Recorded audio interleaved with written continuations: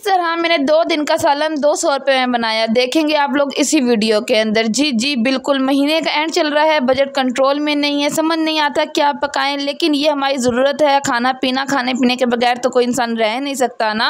तो जी आज की वीडियो में इस मसले को हल करेंगे कि क्या पकाएं और क्या खाएं। खैर अस्सलाम वालेकुम, welcome to my channel, it's me Sidra. कैसे हो जी मेरी प्यारी प्यारी बहनों? अल्लाह पाक आप सबको अपने हिफ्ज़ ईमान में रखे, आमीन सुम्मा आमीन। मॉर्निंग से एज यूजुअल हमारा व्लॉग स्टार्ट है। यहाँ मैं नाश्ते की तैयारी कर रही थी। हमेशा आप लोगों को एक बात कहिए कि सुबह जल्दी उठा करें, जल्दी जल्दी अपने काम वाइंड अप कर लिया करें, क्योंकि धूप आ जाती है तो फिर काम मजीद लटक जाते हैं। गर्मी में क्यों काम करने, बेहतर है ठंडे टाइम उठ के ही कर लें। खैर जी अब बना लेते हैं। दोपहर का टाइम हो गया खाना, और आप लोगों को पता है दोपहर के टाइम ही गैस आती है। 12 बजे से 2 बजे का शेड्यूल है पाकिस्तान में गैस का। यहाँ पर जी हाँ जी मैंने अपने हस्बैंड से कहा कि मुझे 3-4 बैंगन और बाकी पैसों के जो है आलू ला के दें। 200 रुपये मैंने हस्बैंड को दिए थे, और हस्बैंड जाकर आलू भी उसमें लिया है और बैंगन भी उसमें लिया है। मेरा दिमाग काम किया कि क्यों ना 2 इसमें डिशेस बना लेते हैं, जो कि 2 दिन हमारा गुजारा चल जाएगा। मैंने 4 बैंगनों के अंदर 2 आलू या 3 आलू छोटे छोटे काट कर वो आलू बैंगन का अलग सालन बना लिया, और दोनों सालन मैंने एक ही साथ एक ही चूल्हे के ऊपर बनाए हैं। और बाकी आलू जितने भी बचे उसके अंदर हमने बनाई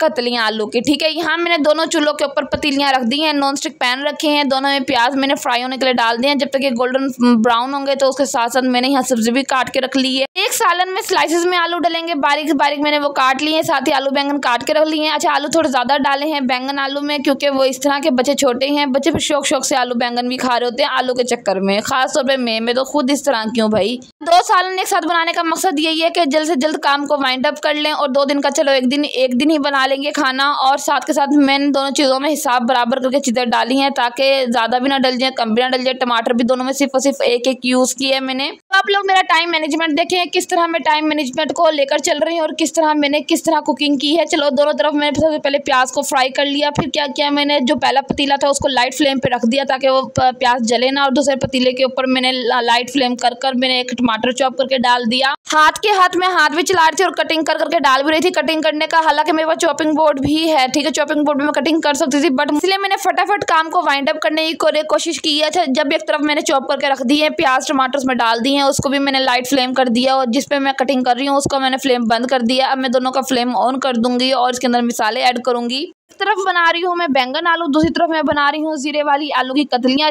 और इन दोनों को साथ के साथ मैं हिला भी रही हूँ ताकि मिसाला बिल्कुल ना नीचे लगे। अच्छा इन दोनों सालन में ज़रूरी नहीं है कि प्याज टमाटर अच्छी तरह इसके अंदर गले, लेकिन जब हम इनको अच्छी तरह फ्राई करेंगे ना मिसाले को, तो ऑब्वियसली इसके अंदर गल जाएंगे। इस पतीली में बेसिक में मिसाले डाल रही हूँ, इसे मैं बना रही हूँ जीरे वाले आलू, और इसको अंदर मैंने पहले घी के अंदर जीरे को फ्राई किया, उसके बाद मैंने प्याज फ्राई किया, फिर टमाटर डाले हैं। ठीक है, इस तरह मैंने इसका मिसाला रेडी किया है। पहले जीरा फ्राई करना है। दोनों सालनों में मैंने इक्वल मिसाले डाल दिए हैं, जो आपको टेस्ट के अकॉर्डिंग आप डालते हो। मैं भी ऐसे ही डालती हूँ, नमक मिर्च हल्दी जो कि बेसिक मिसाले हैं, या गरम मसाला तो मैं बिल्कुल यूज़ नहीं करती, धनिया पाउडर यूज़ करती हूँ, साथ के साथ थोड़ा थोड़ा पानी डालती रहूँगी।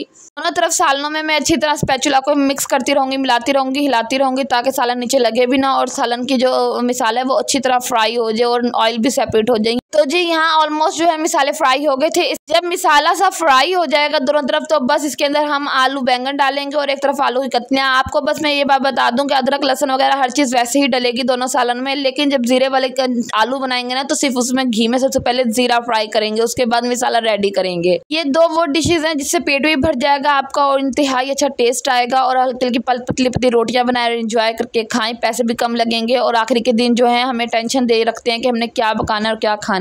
क्योंकि पाकिस्तान में दिहाड़ीदार मजदूर जितने भी हैं उनके घर डेली थोड़े बहुत पैसे तो आ ही रहे होते हैं, जिस हिसाब से वो घर अपना चला रहे होते हैं। बेशक थोड़े से 20-20, 30-30 रुपए कर खुला घी ले आते हैं, या हरी मिर्चें ले आते हैं, लाल मिर्चें, नमक मिर्च हल्दी, इस तरह करके वो अपने घर को चला ही रहे हैं। बट जिनका नौकरी का मसला है, और जिनकी वीकली मंथली आती है इनकम, ठीक है, जो वो उसका जो महीने का एंड है ना, वो बहुत ज़्यादा बेतुका गुजर रहा होता है उन फैमिलीज़ का। क्योंकि जब तनख्वाह आती है तो स्टार्ट के 10 दिन तो हम बहुत अयाशी में गुजार रहे होते हैं, और बहुत ज़्यादा बादशाह वाली फीलिंग आ रही होती है। बट जो स्टार्ट के लास्ट के 10 डेज रह जाते हैं मंथ के, तो उसमें हमें समझ नहीं आ रहा होता कि क्या पकाएं और क्या खाएं। खैर इससे रिलेटेड मेरे चैनल पे काफ़ी वीडियोस अपलोड हैं, फुल मेन्यू के साथ आप देख सकते हैं, ताकि वो गाइडलाइन मिल जाए कि जो 10 दिन रह जाते हैं महीने के आखिरी, इसको हमने कैसे मेंटेन करना है, किस तरह लेकर चलना है। क्योंकि घी भी हमारे घर खत्म होता है, महीने की ग्रोसरी भी खत्म हुई होती है, खैर जी, थोड़ा इजी मेन्यू बना लिया करें, आलू वाले चावल बना लें या चने वाले चावल बना लें या आलू अंडे का शोरबे वाला सालन बना लें। इस टाइप के आप डिशेस बना के अपने 10 दिन जो हैं वो गुजार सकते हैं। उसके अलावा जी यहाँ पर बस मैंने दोनों तरफ सालन चढ़ा दिया था, लाइट फ्लेम कर दी दोनों सालन की, और उसके बाद किचन में जितना भी मैस था उसे क्लियर कर रही थी मैं। अच्छा मेरी प्यारी बहनों, अगर आप किचन में खड़े हो सालन पकाने के लिए तो हाथ के हाथ 2-3 चीजें और साफ कर दिया करें, फ्री ना खड़े रहा करें, हाथ पांव चलाते रहा करें। और सब्जी फ्रूट्स के जितने भी छिलके हों वो एक ही बास्केट में इकट्ठा करते रहें ताकि वही उठा के आप डस्टबिन में थ्रो कर लें। इस तरह ये होगा किचन आपका नीट एंड क्लीन रहेगा, मैसी नहीं होगा। और जिस हिसाब का मक्खियों का मौसम चल रहा है तो हर तरफ मक्खियां भी नहीं फैलेंगी। देखिए घर तो हर इंसान ही चलाता है, हर लड़की ही चलाती है, कोई कम पैसों में कोई ज्यादा पैसों में। बात तो मजा तो वो तब है ना जब अच्छे दिन हो तो तब भी हम खुशी से गुजारें अल्हम्दुलिल्लाह के साथ, और अगर बुरे दिन आ गए हैं तो तब भी हम खुशी के साथ गुजारें।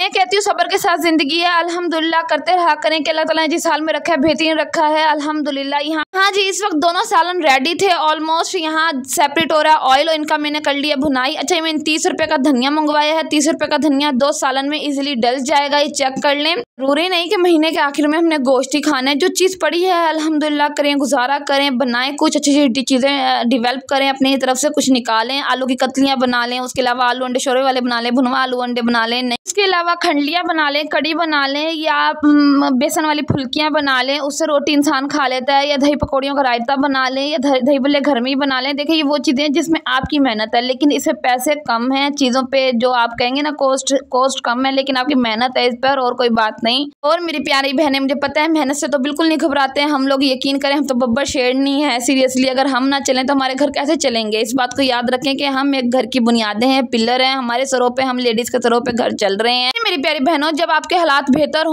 हों तो आप बेहतर से बेहतरीन खा लें तब, लेकिन अल्लाह को लाज़मी याद रखें, क्योंकि जब हमारे पास बहुत ज़्यादा हो रहा होता है ना तो हम अल्लाह को भूल जाते हैं, लेकिन जब हमारे बुरा वक्त आता है ना तब हम अल्लाह को याद रखते हैं, याद करते हैं। इसलिए ना अल्लाह को हमेशा याद रखा करें, अल्हम्दुलिल्लाह करते रहा करें कि अल्लाह ताला तूने जो दिया है ना, अल्लाह का लाख लाख शुक्र है, हमारा पेट तो भर रहा है ना, हम भूखे तो नहीं सो रहे ना, वरना कुछ लोग तो ऐसे भी हैं जो भूखे सोते हैं और उनको एक टाइम के खाने के लिए बड़ी स्ट्रगल करनी पड़ती है।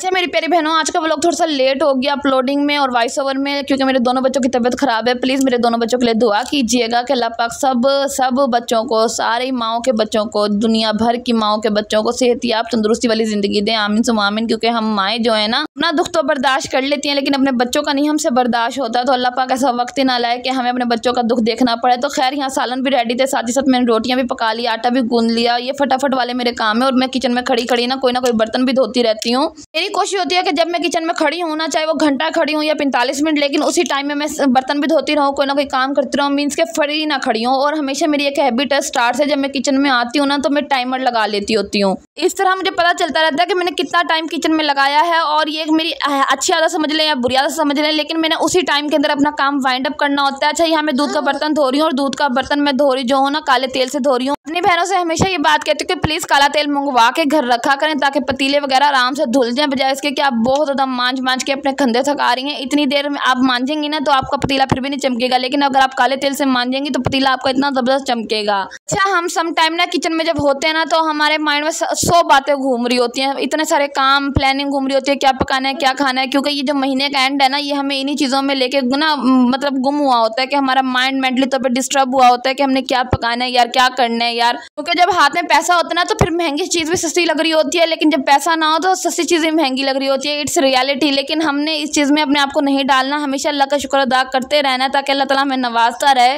ना। मुश्किल वक्त से बिल्कुल घबराना नहीं है मेरी प्यारी बहनों, क्योंकि बुरा अच्छा वक्त इंसान की लाइफ में आता जाता रहता है, मुश्किल वक्त आता जाता रहता है, लेकिन एक बात याद रखें, मुश्किल वक्त में जो आपके साथ खड़ा होता है ना वो आपको हमेशा याद रहता है। लेकिन बहुत कम ऐसे रिश्तेदार होते हैं जो आपकी सपोर्ट बनते हैं ना। लोग तो पॉपकॉर्न लेकर बैठे होते हैं कि इनका तमाशा लगे और हम इनका तमाशा देखें। खैर अपने घर में जो भी खा रहे हो ना, किसी को बताने की जरूरत ही नहीं है, इवन कि अपने माँ बाप को भी मत बताओ, अपने हस्बैंड के ये राज ही रखो, अपने हस्बैंड को इस चीज़ में बिल्कुल भी डिग्रेड होने मत दो, गिरने मत दो, उनकी इज्जत को खत्म होने मत दो। कम से कम वो आपको खिलाकर सुला तो रहे हैं ना। जो ये शोहर होते हैं ना, ये अल्लाह ताला की तरफ से वसीला होते हैं। हमारे घर में ये खाने पीने की चीज़ें आ रही हैं, अल्लाह ताला की इतनी नेमतें हमें नवाजी जा रही हैं, तो ये शोहरों के बल पर है। बेशक ये जो नसीब का रिज़्क होता है ना औरत का होता है, लेकिन जो आ रहा है जरिया बन रहा है वो तो शोहर है ना। इसलिए अपने हस्बैंड की भी केयर करते रहा करें, उनका भी एहसास करते रहा करें और अल्लाह से दुआ करते रहा करें, क्योंकि जब तक इस ससुराल में शोहरों के हाथ आपके सर पर हों तो कोई आपका बाल भी बाका नहीं कर सकता। खैर मेरी एक ये भी हैबिट है कि मैं ना महीने में अंडे नहीं अपने घर से ख़त्म होने देती। अंडे वो वाइट चीज़ें हैं तो 25 रुपये का पाकिस्तान में, लेकिन ये है कि आप इजीली बड़ा बंदा भी एक अंडे से रोटी आराम से खा सकता है अगर भूख बहुत ज़्यादा लगी और घर में कुछ नहीं बना हुआ। आपकी बहन ने अकेले बच्चे पाले हैं, अकेले ज़िंदगी गुजारी है, किसी से एहसान नहीं लिया, ना अपने जेठों से ना किसी और से एहसान लिया कि जाकर मुझे सब्ज़ी भी ला दो। जब हस्बैंड आएंगे खुद ही ला कर देंगे सब्ज़ी।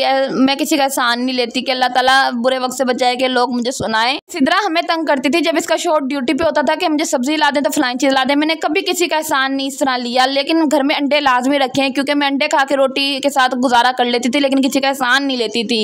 ये बात आज आपको मोटिवेशन के लिए बता रही हूँ, अदरवाइज मैं कभी अपने घर पे भी नहीं बताई कि मैंने क्या खाया और क्या क्या नहीं खाया। खैर अल्लाह पाक हर किसी को अच्छा नवाजे, बेहतरीन नवाजे और अपनी हिफ्ज़ ईमान में रखे, रिज़्क़ रोज़ी की कमी ना करे, किसी के घर में बुरे वक्त बुरे हालात किसी को ना दिखाए। आमीन सुम्मा आमीन। ब्लॉग में कुछ भी अच्छा लगा हो तो एक अच्छा सा कमेंट कर दीजिएगा और आगे से आगे शेयर कर दीजिएगा। अगर आपको अच्छा लगा हो तो सब्सक्राइब भी कर दीजिएगा। ठीक है जी, अपना ख्याल रखिएगा। यहाँ मेरी तबीयत थोड़ी सी ख़राब थी तो मैं गर्म दूध और अंडा अपने लिए लेकर आई थी। अल्लाह पाक सब बहनों को अपने घरों में खुश और आबाद रखे, अपने शोहर और बच्चों के साथ। आमीन सुम्मा आमीन।